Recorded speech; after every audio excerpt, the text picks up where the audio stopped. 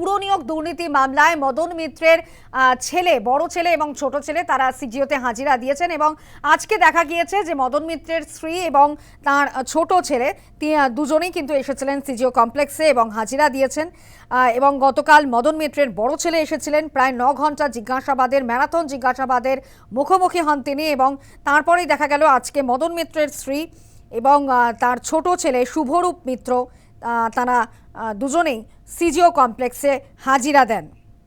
পুর নিয়োগ দুর্নীতি মামলায় আর্থিক লেনদেন সম্পর্কে জানতে চায় এনফোর্সমেন্ট ডিরেক্টরেট এবং স্ত্রী এবং পুত্রকে তলব করা হয়েছে এবং আগামী 29শে জুলাই মদন মিত্রকেও তলব করা হয়েছে এই পুর নিয়োগ দুর্নীতি মামলাতে। সিজিও কমপ্লেক্সে হাজিরা মদনের স্ত্রী অর্চনা মিত্রের। মদনের স্ত্রীর সঙ্গে সিজিওতে মদনের ছোট ছেলে পুর নিয়োগ দুর্নীতির তদন্তে হাজিরা দিতেই পৌঁছে যান তারা। টাকার বিনিময়ে পুরসভায় চাকরি দেওয়া হয়েছিল অযোগ্য প্রার্থীদের, সেজন্যই ব্যাংকের তথ্য নিয়ে হাজিরা দিতে নির্দেশ।